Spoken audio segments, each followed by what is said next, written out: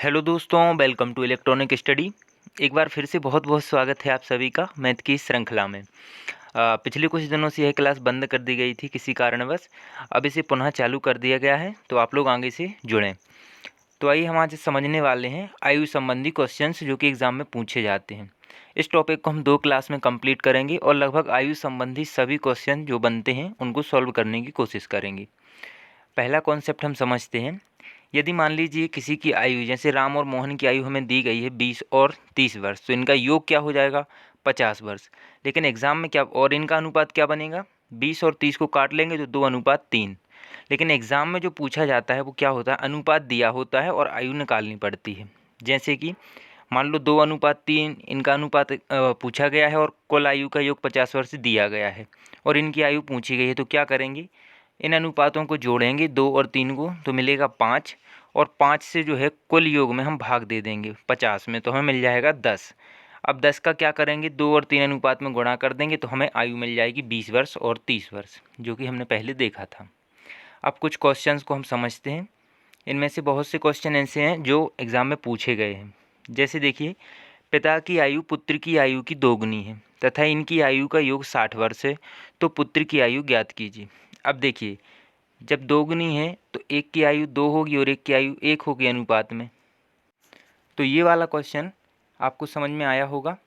अब देखिए क्या है, पिता की जो आयु है वो 2 अनुपात में है और पुत्री की 1 है। कुल अनुपात क्या बनेगा, 2 और 1 3 अनुपात, यानी 3 अनुपात बराबर आयु दी गई है 60 वर्ष।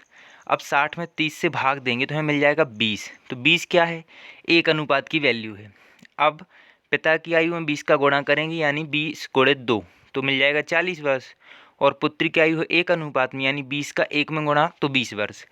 और क्वेश्चन में पूछा था पुत्री की आयु, तो पुत्री की आयु आ जाएगी 20 वर्ष। अब एक और क्वेश्चन देख लेते हैं। दूसरा क्वेश्चन है, ए व बी की आयु का अंतर 15 वर्ष है व इनकी आयु का अनुपात 2:5 है, तो ए की आयु ज्ञात कीजिए। अब देखिए क्या है, इनका अंतर दिया है, ए और बी का अंतर 15 वर्ष, तो अनुपात में क्या है 2:5, यानी इन अनुपातों का जो अंतर होगा वह 15 वर्ष के बराबर होगा। तो 5 और 2 का अंतर कितना होता है, 3 होता है। 3 बराबर दिया है 15, 3 से 15 को हम काट लेंगे तो हमें मिल जाएगा 5। अब क्या करेंगे, 5 का 2 और 5 दोनों अनुपातों में गुणा कर देंगे, तो ए की मिल जाएगी हमें 10 वर्ष और बी की मिल जाएगी 25 वर्ष।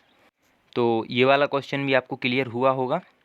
अब तीसरा क्वेश्चन देखिए, ए व बी की आयु का अंतर 16 वर्ष है व 6 वर्ष पहले ए की आयु बी की आयु से 3 गुनी थी, तो प्रत्येक की वर्तमान आयु ज्ञात कीजिए। अब देखिए, जो हमें अनुपात दिया है, जो हमें क्वेश्चन में दिया गया है कि 3 गुनी थी, वो हमें 6 वर्ष पहले की दी है। तो हम क्या करेंगे, ए और बी में इनको जमा लेंगे। जैसे ए का दिया है 3 गुना किसका, बी का, तो बी हो जाएगा 1 वर्ष। अब 3 और 1 का जो वैल्यू है वो 16 वर्ष, यानी इनके अंतर के बराबर है। तो हम अब क्या करेंगे, 3 और 1 अनुपात को घटाएंगे क्योंकि अंतर की बात हुई है, तो 3 में से 1 जाएगा तो बचेगा 2। अब 2 भाग बराबर आ जाएगा 16 वर्ष। 16 को हम काट लेंगे 2 से, तो हमें मिल जाएगा 8। अब हम क्या करेंगे, 8 से ए और बी अनुपात जो कि 3:1 है, इनमें गुणा करेंगे, तो 8 तिया 24 और 8 एकम 8। अब हमें ये मिल गया। लेकिन हमने ये जो जितना भी निकाला है 8 का 24 और 8, ये निकाला है 6 वर्ष पूर्व का। अब वर्तमान के लिए हम क्या करेंगे, 6 वर्ष जोड़ देंगे इसमें, तो हमें वर्तमान की मिल जाएगी। तो 24 में 6 जोड़ा तो 30 वर्ष और 8 में 6 जोड़ा तो 14 वर्ष। तो इस प्रकार से ये दोनों की आयु वर्तमान की निकल आई।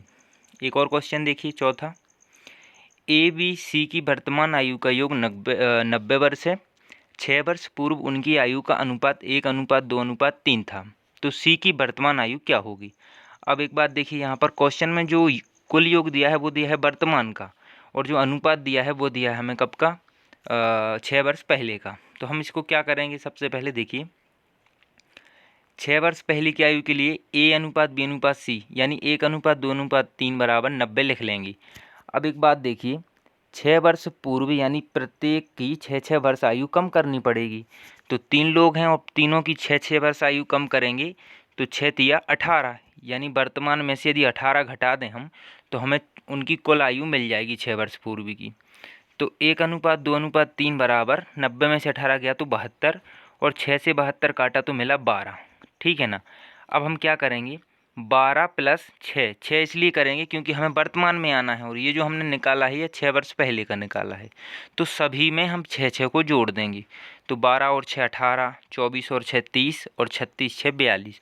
तो ये तीनों की वर्तमान आयु निकल आई। और क्वेश्चन में पूछी थी किसकी? सी की। तो सी की कितनी हो जाएगी? 42 वर्ष। तो आई होप कि ये वाला क्वेश्चन भी आपको क्लियर हुआ होगा। एक और क्वेश्चन देखिए, ए व बी की वर्तमान आयु का योग अनुपात 4:5 है। 5 वर्ष बाद इनकी आयु का अनुपात 5:6 हो जाएगा। तो ए की वर्तमान आयु कितनी हो? अब इसमें क्या करना है आपको, पहले वर्तमान लिख लेंगे, 4 और 5 है दोनों की, ए अनुपात बी, ठीक है ना। अब 5 वर्ष बाद क्या है? 5:6, ये भी हम उसके नीचे लिख लेंगे। अब देखिए क्या इनमें अंतर समान है? 4 और 5 में अंतर 1 का है, 5 और 6 में भी अंतर 1 का है, यानी 1 अनुपात बराबर हमें दिया गया है 5 वर्ष। 5 वर्ष क्यों? क्योंकि 5 वर्ष का अंतर है वर्तमान में और 5 वर्ष बाद में। जब 1 बराबर 5 है तो हमें निकालनी है वर्तमान, यानी ए की 4 गुणित 5 हो जाएगी। तो ए की आयु हो जाएगी 20 वर्ष और बी की कितनी हो जाएगी? 5 गुणित 5 यानी 25 वर्ष। तो ये वाला क्वेश्चन भी आपको समझ में आया होगा। अब देखिए क्वेश्चन और देख लेते हैं। विशाल व शेखर की वर्तमान आयु का अनुपात क्रमशः 14:17 है। 6 वर्ष बाद इनकी आयु का अनुपात 17:20 हो जाएगा। तो शेखर की वर्तमान आयु क्या होगी? अब देखिए 6 वर्ष बाद, सबसे पहले निकालते हैं 6 वर्ष पहले की, दी है 14:17, ठीक है ना, और बाद में दी है 17:20। सबसे पहले इनका अंतर देखिए, अंतर 3 का है, यानी अंतर समान है। अब 3 भाग बराबर दिया है 6 वर्ष। 6 वर्ष क्यों? क्योंकि 6 वर्ष का अंतर दिया है क्वेश्चन में। तो 3 से 6 को काटा तो 2 बार। अब इनकी हम वर्तमान आयु निकाल सकते हैं। कैसे? 17 और 14 के अनुपात में दिया है दोनों का।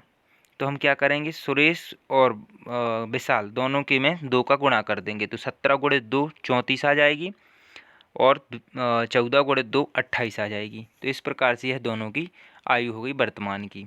तो आई होप कि यहाँ तक के आपके सारे क्वेश्चन क्लियर हुए होंगे। इसके आगे कल हम समझेंगे इसी प्रकार के कुछ और क्वेश्चंस को। तब तक आप जुड़े रहिए इलेक्ट्रॉनिक स्टडी के साथ। बहुत बहुत धन्यवाद आप सभी का।